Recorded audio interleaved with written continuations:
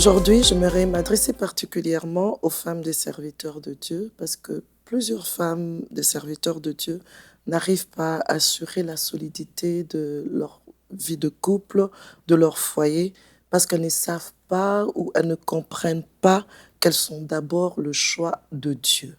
Elles ne sont pas le choix de leur mari d'abord, mais elles sont d'abord le choix de Dieu. Jean 15, verset 16 nous dit, « Ce n'est pas vous qui m'avez choisi, mais c'est moi qui vous ai choisi. Je vous ai chargé d'aller, de porter de fruits et de fruits durables. » Certaines femmes de serviteurs de Dieu se laissent ébranler par les souffrances qui sont liées à leur position de femmes de serviteurs de Dieu. Et les diables profitent souvent pour les déstabiliser. Le diable profite souvent pour les empêcher de bâtir. Au lieu de bâtir, elles commencent à renverser. Elles deviennent inefficaces et elles passent à côté de la mission que Dieu veut pour elles. C'est vrai, on peut souffrir du manque d'attention de la part de son mari. On peut souffrir du fait que son mari ne donne que le miette de son temps pour la famille. On peut souffrir du fait que son mari n'arrive pas à subvenir financièrement aux besoins de la famille. On peut souffrir du jugement sévère de membres de l'Église et sentir que son mari prend plus parti pour l'œuvre de Dieu. On peut souffrir de plusieurs choses. Mais quand on sait et qu'on est assuré que c'est Dieu qui a institué le mariage et que c'est ce Dieu-là qui a voulu, qui t'a placé, qui nous a placés aux côtés de ces hommes de Dieu, ça devient une force. Quand on a cette assurance-là, ça devient vraiment une force. Savoir que ce n'est pas mon mari qui m'a choisi, je n'existe pas par mon mari, mais que j'existe par Dieu, que c'est Dieu qui m'a créé et que c'est lui qui m'a envoyé aux côtés de mon mari pour une mission précise. Parce que cette connaissance et cette assurance nous fait réagir différemment. On se bat pour tenir ferme dans cette vocation, celle d'être une aide. Colossiens 2, 10 nous dit, dans la version français courant, « C'est par lui que vous avez tout reçu pleinement en Jésus, lui qui donne toute autorité et tout pouvoir spirituel. » Nous avons tout pleinement en Dieu. Parce que quand Dieu nous a créés, il nous a envoyés ici sur terre avec une mission, il a mis en nous tout ce dont nous avons besoin pour accomplir la mission. Alors, première chose à retenir, femme de serviteur de Dieu, tu es une femme pour Dieu d'abord. Quand je dis que tu es une femme pour Dieu d'abord, je veux dire que ta vie commence entre les mains de Dieu. Ta vie ne commence pas entre les mains d'un homme.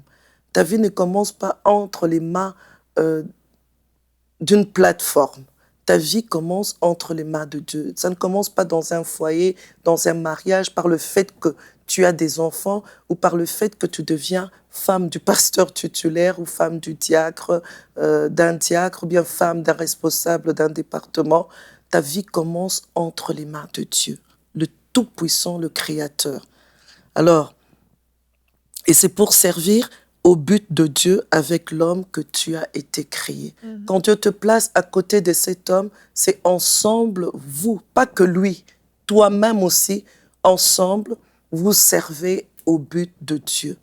Alors, il est très important de rester en connexion avec ces dieux-là, de passer tout son temps, de ne pas passer tout son temps à prier pour demander « Seigneur, change mon mari, Seigneur, donne ceci à mon mari, Seigneur, je veux cela », mais passer plus de temps à prier, à lire la parole de Dieu, à prier, à dire à Dieu « Seigneur, voilà, je veux, s'il te plaît, connaître pourquoi tu m'as placé aux côtés de cet homme. Seigneur, voilà les difficultés que je rencontre. Seigneur, aide-moi à m'en sortir. » Tu existes d'abord pour Dieu et non pour le mariage. D'abord pour la gloire de Dieu et non pour la satisfaction des émotions de l'homme.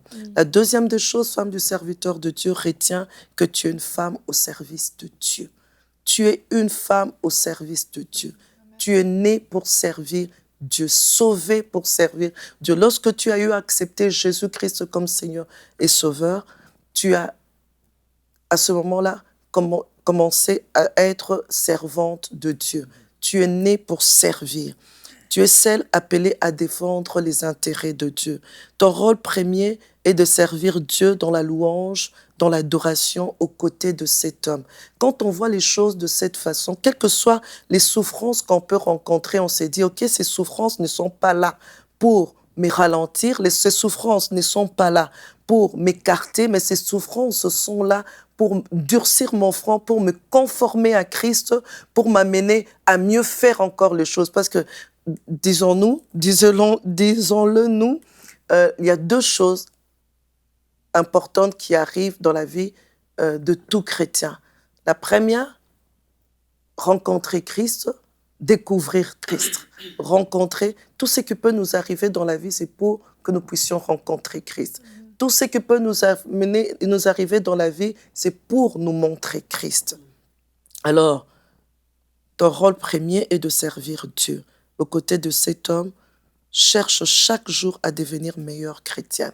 Parce que plus tu cherches à devenir meilleur chrétien, parce que ton rôle, c'est de servir Dieu d'abord, le servir aux côtés de cet homme, alors le mieux serait, c'est de développer ta vie chrétienne. Où en es-tu dans ta marche chrétienne par rapport à la parole? Est-ce que tu lis la parole? Est-ce que tu appliques la parole? Qu'est-ce que tu fais? Tu ne deviens pas chrétienne quand tu te maries à un serviteur de Dieu. Tu es chrétienne à partir du jour où tu acceptes Jésus-Christ comme Seigneur et Sauveur, appelé à grandir, appelé à faire des exploits avec Dieu. Et la troisième des choses que tu es appelée à retenir, c'est tu es une servante de Dieu. Tu n'accompagnes pas ton mari à l'église, tu es aussi toi-même servante de Dieu. Amen. Tu es un enfant de Dieu appelé au service du royaume comme un soldat de l'évangile. Parce que nous sommes tous enfants de Dieu et nous sommes là pour servir Dieu. Alors, nous sommes là pour accomplir cette mission de Matthieu 28, 19, 20, qui est l'ordre suprême. Allez, faites de toutes les nations des disciples. Même ce mari, tu es appelé à faire de lui un disciple. C'est vrai, c'est un pasteur, mais il n'est pas parfait.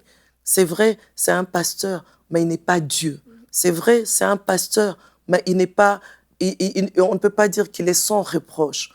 Au contraire, puisque je suis là, puisque je suis appelé à faire de toutes ces personnes qui sont autour de moi des disciples de Jésus-Christ, alors mon rôle serait aussi, aux côtés de cet homme, de prier pour lui, de prier pour lui, de bien observer, de regarder qu'est-ce qui ne va pas, quel est son problème, prier pour lui, et de manière à ce qu'il grandisse dans sa marche avec Christ. Sachons-le, nous sommes le choix de Dieu et dans toutes ces choses, nous sommes plus que vainqueurs. Quand Paul parle de toutes ces choses, il veut parler de toutes ces souffrances. Puisque nous sommes le choix de Dieu, dans toutes ces souffrances, nous sommes plus que vainqueurs. Retrouvez la suite de ce programme dans l'émission Bonjour chez vous sur ENCI TV.